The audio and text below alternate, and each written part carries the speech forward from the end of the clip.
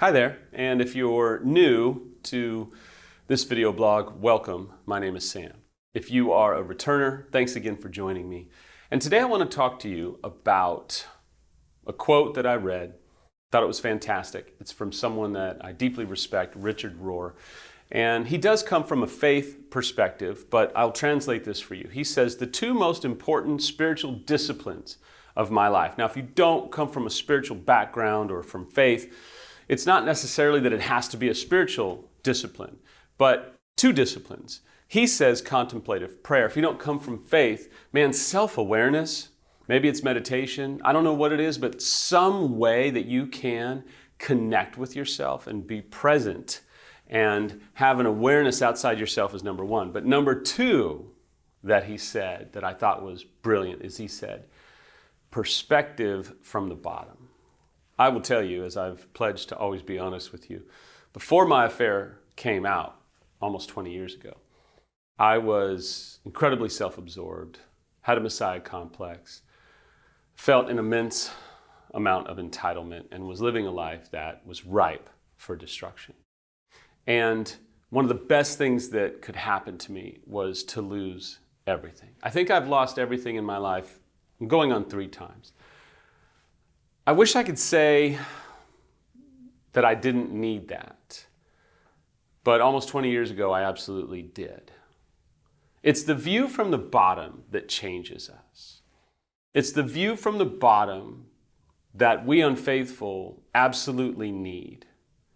Because when we can see things through humility, when we can see things through a contrition, through a brokenness, when we can get out of just our pure ego and what we deserve and what we're entitled to and what our car and our house and our income and all of those things make us. When we can see from the bottom, it absolutely changes us.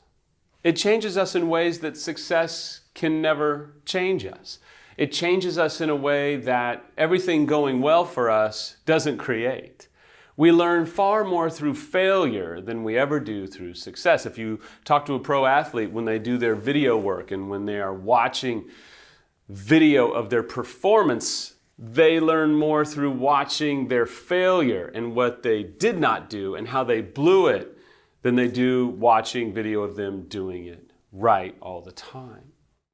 And humility is one of the greatest needs, one of the greatest gifts that we experience early on in recovery if we will let humility visit us, be with us, and become a part of our life.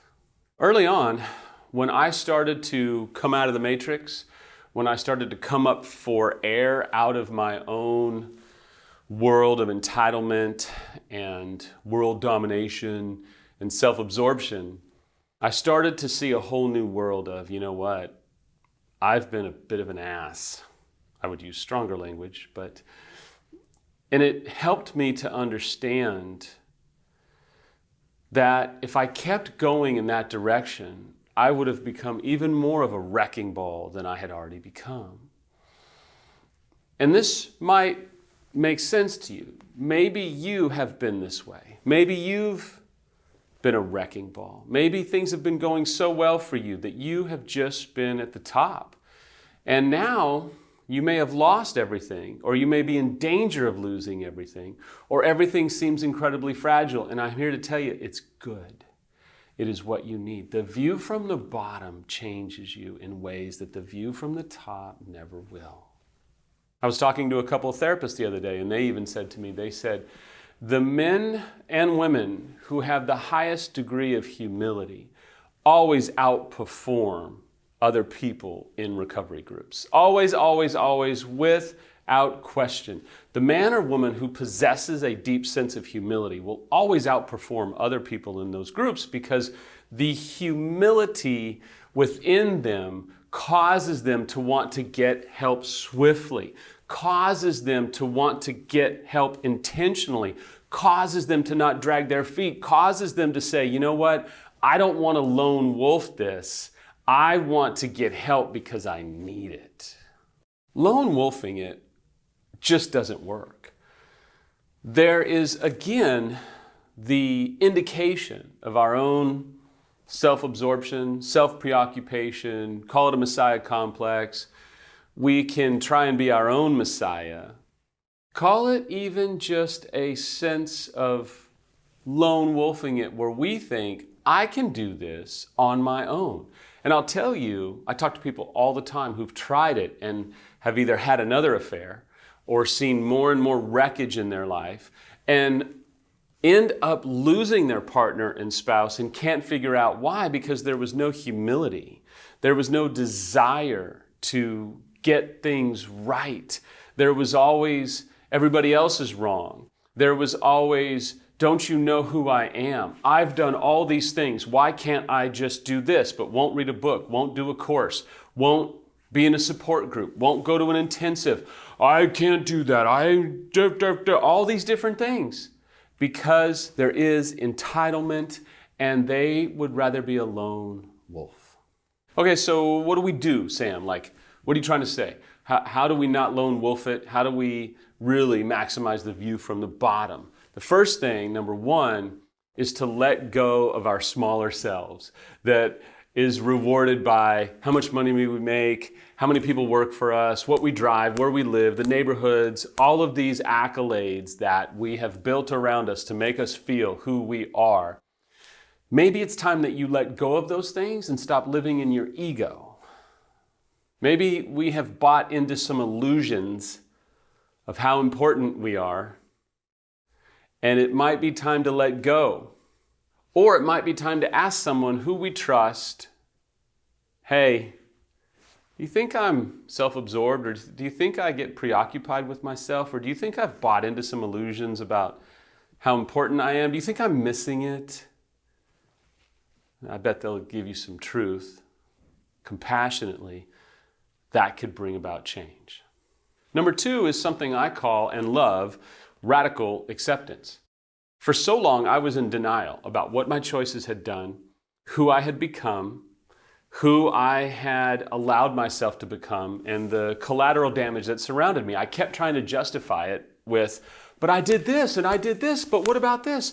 And I kept trying to one down my failures and one up with my successes and all the good things that I did do, despite the fact that my life was a complete train wreck and devastated everybody of importance in my life. And so radical acceptance says, you know what, I did do some stuff that was great and blah, blah, you know, all that's awesome, but I have to accept where I'm at, what I've done, who I've become. I have to accept the fact that I barely recognize who I am, and I've got to own it. And if I don't own this, if I don't accept this, I'll never be able to heal it, confront it, repair it. And if I can't do those things, I'm stuck. My friends, if you are having to see things from the bottom right now, I would say it's necessary. I would say it's good. I would say it's helpful. It will absolutely change you. And it'll cause you to see things with a sense of gratitude, humility, and smallness. Now, I come from faith. I call it divine smallness. You may not come from faith, so you can just stick with smallness, which just means, hey, who am I? Like, everything doesn't need to revolve around me. Like, everything doesn't need, I don't have to be about everything. You know what? If I can just be in my world and do my job and do what I've been called to do by myself, by the universe, by God, if you come from faith, if I can just do my thing, and maybe your thing right now is to help heal your kids, to help heal your partner, and of course to help heal yourself. If you can just do that thing, the view from the bottom takes on a whole new level of meaning. I wish you nothing but clarity and peace today. I wish you the courage to sit at the bottom and embrace what you need to embrace. It won't always be this way. This is your opportunity to heal.